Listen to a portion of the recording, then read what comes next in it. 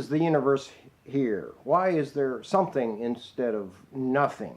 People have pondered that question ever since human beings first looked up into the nighttime sky and viewed the stars. Cosmologists have been studying this. Cosmologists are those folks that study the origin and the existence and the future of the universe, and they've reflected on the universe and its origins. Now, with the help of telescopes such as the Hubble Space Telescope, we've been able to look in distances never before possible. And in fact, we have been able to look into the distant past. They realize now that with the rate of speed that the universe is expanding and increasingly to expand at an ever-growing rate of speed, that if they rewind that process, it takes them back 13.8 billion years ago when they believe it all exploded into existence from a very tiny spot in what's called the Big Bang. And that event happened, exploding everything into existence, and it's been expanding outward ever since. Now, cosmologists hold two different views as to how this happened. Some hold to the view that it happened naturally, that it just happened. It all came out of that Big Bang, and who knows how or why.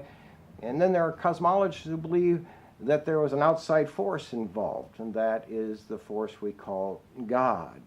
And they believe what is stated in the very first verse of the Bible in Genesis, where it says, "In the beginning God created the heavens and the earth." Well, certainly something can't come out of nothing. I mean, we live in a universe of cause and effect, and so if there is an effect, i.e. the existence of the universe, there is a cause for that. And so what caused the universe to come into existence? And if we believe in the Big Bang, what caused that to happen? Well, some scientists believe that it's just a cyclical process, that the universe expands and then it contracts and implodes on itself, and then it kind of bounces back out of that implosion into an explosion of another Big Bang, and that just keeps happening. Well, now scientists realize, many do anyway, that this is impossible, that for instance the universe is expanding at a faster rate of speed, not a slower rate of speed, so there is no indication it's going to fall back on itself. And if it did, theoretically, there's no proof that it would bounce back again.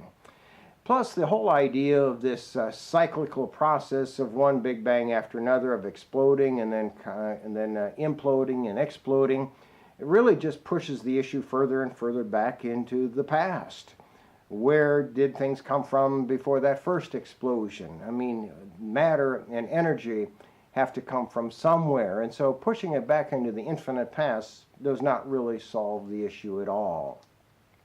Other scientists more recently hold to the view that we might be the result of this universe of ours and its existence and our existence, that it's a result of parallel universes maybe giving birth to our universe.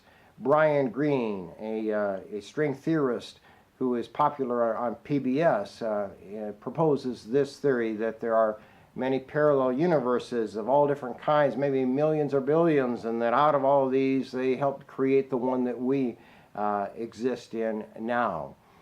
Of course, there's no proof at all that there are parallel universes, and really that doesn't answer the question either. For now, instead of pushing it into the distant past, which you do with the cyclical theory of one and Big Bang and then implosion and before the next explosion and the next Big Bang, instead of pushing it way into the distant past, you're pushing it off into the distant sidelines of parallel universes. Where did they come from? Where did all of that matter or energy or whatever they consist of come from? So that really doesn't solve the issue either.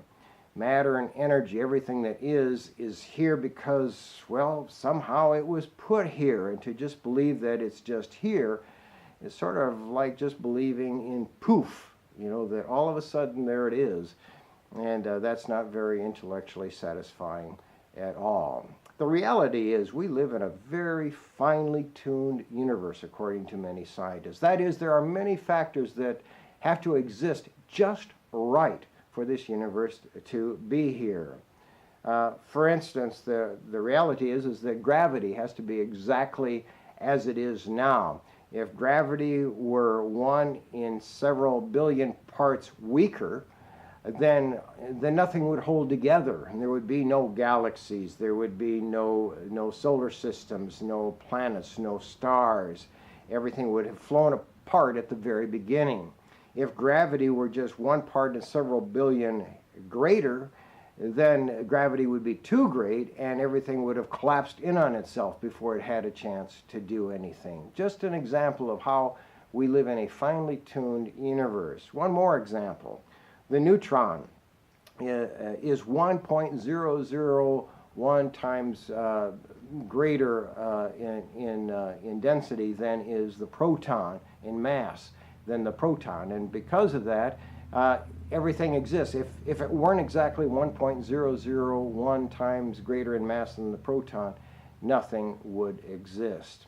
I'd like to quote from a scientist, cosmologist Ed Harrison, who states, "Here's cosmological proof of the existence of God, the fine-tuning of the universe. Take your choice, blind chance that requires an infinite amount of universes, or design that requires only one.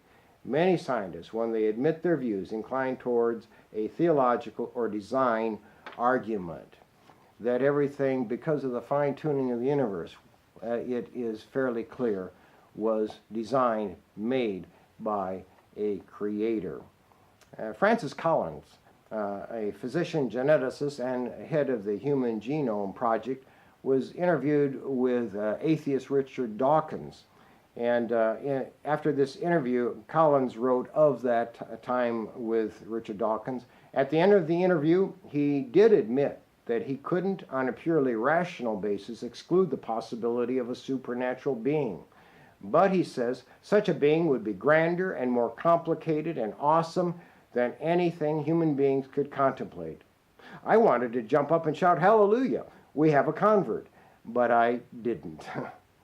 Yes. Then scientist Hugh Ross stated that, quote, "One of the unique attributes of the Christian God is that he is a transcendent being capable of acting through cause and effect independent of length, width, height, and time." It really does make good sense to believe that all that exists was created by a force, someone outside cause and effect, outside the space-time continuum, and that he is the one who brought everything into existence, rather than the belief that it just all is. To believe that it is here because there is a designer, an intelligent designer, a creator, actually takes less a step of faith to believe than to believe it, well, just happens to be here. And so the words of the great thinker and writer, the author known as the Apostle Paul, makes this statement, and it's recorded in the book of Romans chapter 1, verse 20 in the Bible. "For since the creation of the world, God's invisible qualities, his eternal power and divine nature, have been clearly seen, being understood from what has been made, so that people are without excuse." Yes, there is reason enough to believe that God is the source and the creator of everything.